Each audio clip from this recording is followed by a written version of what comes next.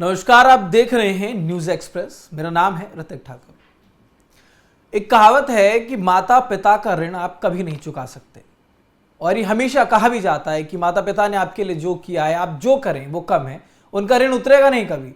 लेकिन अब क्योंकि कहा जाता है कलयुग है, कलयुग में हम लोग आ चुके हैं, और जिस तरीके की तस्वीरें आज के समय में समाज में देखने को मिलती है वो भयावह है, चिंताजनक है, और कहीं ना कहीं बहुत ज़्यादा दुखदायी भी है।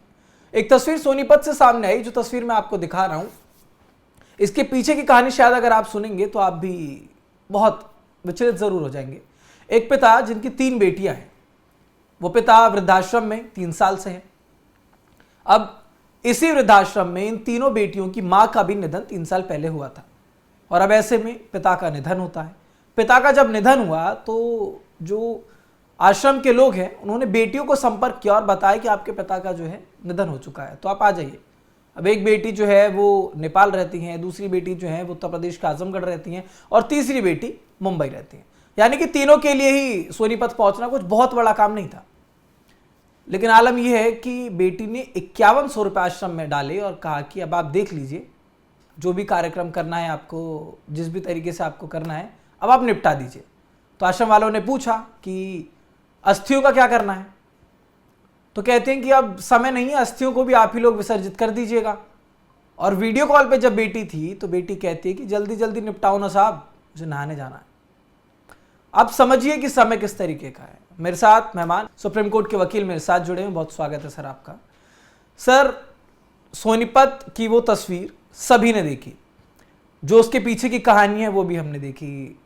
दुखी मन होता है हर किसी का इस तरीके की तस्वीर देख के, क्योंकि जैसा कि मैंने बताया कि माता पिता का ऋण तो कभी उतारा नहीं जा सकता, लेकिन कोशिश हमेशा रहती है।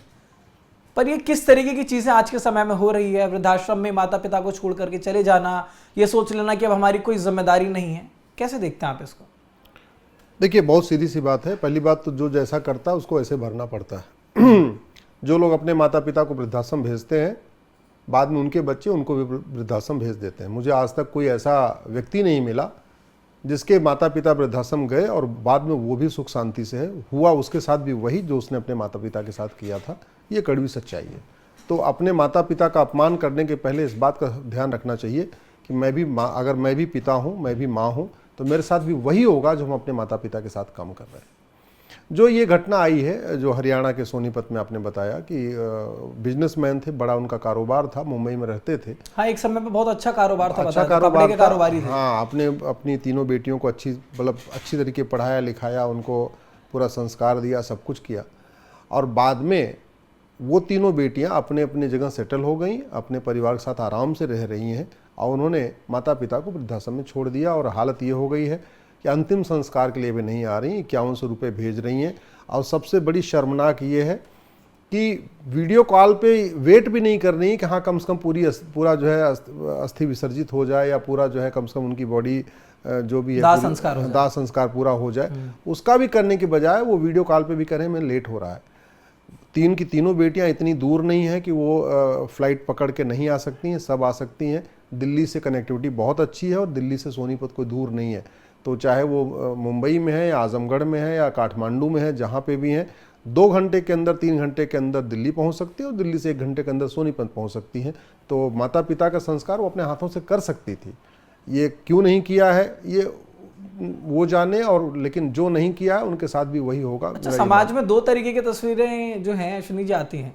कहीं कहीं पे तो ये देखा जाता है कि जहाँ पर बेटे चिताओं को आग देते हैं, कई बार ऐसी तस्वीरें निकल कर आई कि बेटियों ने जिम्मेदारी ली, बेटियों ने दिया।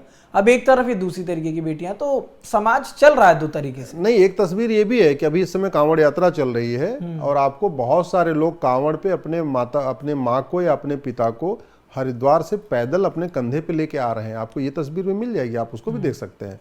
मैं तो देखा, एक पति पत्नी अपने माँ को कंधे पे लेके आ रहे थे, एक बेटी अपने माँ को कंधे पे लेके आ रही, एक तो मैंने देखा अपनी बहू अपने सास को कंधे पे लेके आ रही है। ऐसी चीज़ें भी आती हैं। लेकिन जिस देश में मातृदेवो भव और पितृदेवो भव का मंत्र रहा है, पूरी दुनिया में हम हमेशा से ही मातृ पूजा करते रहते हैं। हम तो बाकी लोग अपने देश को कैसे मानते हैं, लेकिन हम लोग तो कहते हैं भारत माता की जय, जबकि देश का नाम राजा भरत पे पड़ा। हम भरत पिता की जय नहीं बोलते, हम भारत माता की जय बोलते हैं। हम नवरात्र में कन्या पूजन करते हैं। हमारे तो परंपरा रही है कि सुबह उठ के पहला काम करना है माता पिता का चरण स्पर्श करना है, आशीर्वाद लेना है उनके। जहाँ ये परंपरा रही है वहाँ आज अगर ये देखने में आ रहा है, उसका एक बड़ा कारण ये है हमने अंग्रेज़ों के जाने के बाद एजुकेशन सिस्टम नहीं बदला। हमने वही जो मैकाले का एजुकेशन सिस्टम था, जो कॉन्वेंट एजुकेशन सिस्टम था, जो मिशनरी एजुकेशन सिस्टम था, उसको कंटिन्यू किया। और एक बात याद रखिए, दुनिया में 3 तरीके के एजुकेशन सिस्टम है। एक है कॉन्वेंट मॉन्टेसरी और उसको मैकाले कह सकते हैं, दूसरा है मदरसा और तीसरा हमारा भारत का गुरुकुल वैदिक एजुकेशन सिस्टम। मदरसा आतंकवाद, अलगाववाद, जिहाद, मजहबी उन्माद सिखाता है। जो कॉन्वेंट है मॉन्टेसरी, ये उपभोक्तावाद सिखाता है, ये व्यक्ति को स्वार्थी बनाता है। और इस कॉन्वेंट मॉन्टेसरी सिस्टम का परिणाम है कि भारत में संयुक्त परिवार व्यवस्था एकदम टूट चुकी है। जॉइंट फैमिली सिस्टम खत्म हो चुका है। जहाँ पहले 5-5 भाई एक साथ रह लेते थे और शादी विवाह के 50 साल बाद तक एक साथ रह लेते थे, वो इस कॉन्वेंट मॉन्टेसरी एजुकेशन सिस्टम के कारण आज के डेट में शादी होते ही अलग अलग मकान में जा रहे हैं। कई बार तो ऐसा भी देखा गया है कि शादी हुई तो बहू अपने घर में आने के बजाय, माता पिता के पास आने के बजाय सीधे सीधे उसी फ्लैट में चली गई जो उसके लिए खरीदा गया था अलग से। तो ये जो सिस्टम आया है कॉन्वेंट मॉन्टेसरी, ये उसका परिणाम है। हमने अपने वैल्यूज छोड़ दिया है।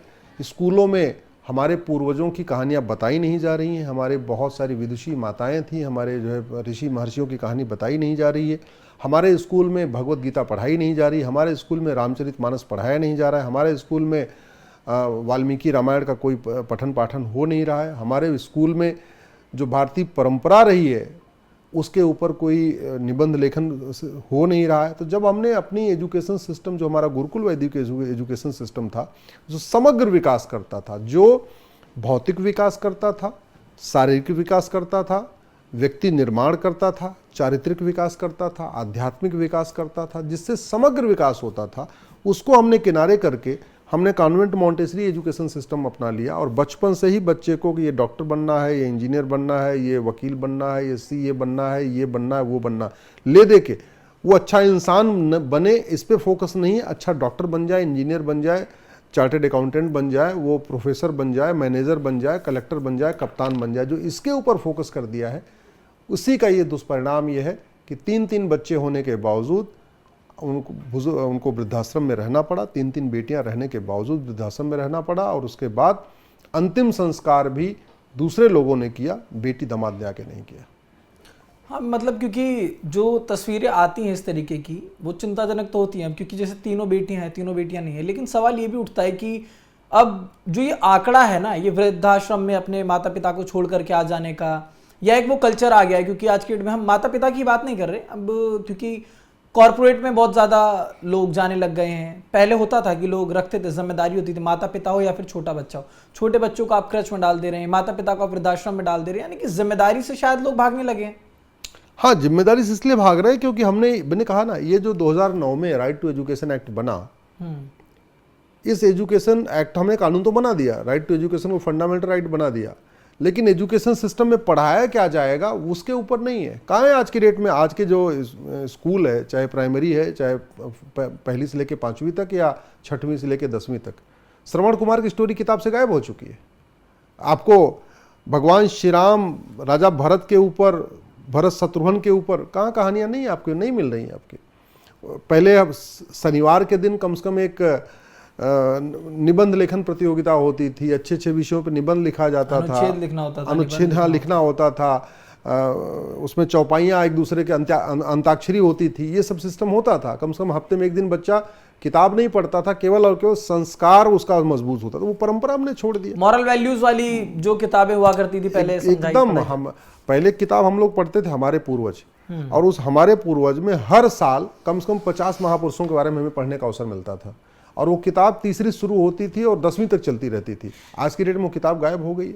तो ये जो पूरा का पूरा फोकस हमने कर दिया ना, physics, chemistry, math, zoology, botany के ऊपर पूरा का पूरा फोकस कर दिया doctor, engineer, professor, lecturer, collector, कप्तान बनाने के ऊपर, उसी का परिणाम है कि बहुत सारे पढ़े लिखे लोग अनपढ़ अनाड़ी, ये 3 बेटियां जो इन्होंने अपने माता पिता को छोड़ा है, ये कोई अनपढ़ नहीं है, ये अक्षम नहीं है, ये गरीब नहीं है, संपन्न है, इसके बावजूद माता पिता को वृद्धाश्रम में रहना पड़ रहा है। और अंतिम संस्कार में भी कोई शामिल नहीं हो रहा है। अंतिम दिनों में हर माता पिता को आशा होती है भाई जिस दिन वो खत्म हुए हैं उसके पहले 2-4-6 दिन उनकी तबीयत खराब रही होगी ना। हाँ, तो जब बताई गई कि तबीयत खराब थी, हाँ, जब तबीयत खराब थी तो कम से कम इन तीनों बेटियों को आगे साथ में रहना चाहिए था, अंतिम समय कम से कम उनकी थोड़ी सेवा करनी चाहिए थी। लेकिन इतनी व्यस्तता कि नहीं हमारा बच्चा डॉक्टर इंजीनियर बन जाए, हमारे परिवार के लोग बढ़िया रहे, माता पिता ठीक है वृद्धाश्रम में पड़े रहें, जैसे भी रोते रहें धोते रहें, वो बिस्तर पर लैट्रिन करते रहें, जो कुछ करते रहें, उनको जो करना है करें। और मैंने मथुरा में जाके देखा कितने वृद्धाश्रम है, बहुत सारे मैंने मथुरा में देखे हैं, मैंने हरिद्वार में देखे हैं। वृद्धाश्रम की संख्या जिस तेजी के साथ बढ़ रही है, ये संख्या बताती है कि हमारा एजुकेशन सिस्टम बिल्कुल सड़ चुका है और जो हमें पढ़ाना चाहिए हम बिल्कुल नहीं पढ़ा रहे हैं उसको। तो वो कहावत है कि खूब पढ़िए, खूब लिखिए, खूब समझदार बनिए, लेकिन इतने समझदार मत बनिए कि अपने माता पिता को ही आपको वृद्धाश्रम में छोड़ना पड़ जाए, उनकी जिम्मेदारी लेने से आप पीछे भागने लग जाएं। क्योंकि एक पिता जो पूरा जीवन त्याग देता है अपने बच्चों को बनाने के लिए, आज वही पिता जब वृद्धाश्रम में अंतिम सांस ले रहा था तो तीनों बेटियों ने आना तो दूर 5 मिनट का वीडियो कॉल भी ढंग से करने का महत्व समझा नहीं। उन्हें लगा कि नहीं ठीक है अब तो हो गया जो हो गया, सांसारिक मोह इसे कहा जा सकता है। तो फिलहाल इस खबर पर आपकी क्या राय है हमें कमेंट में जरूर बताइएगा। देश दुनिया से जुड़ी तमाम खबरों के लिए बने रहें न्यूज़ एक्सप्रेस पर।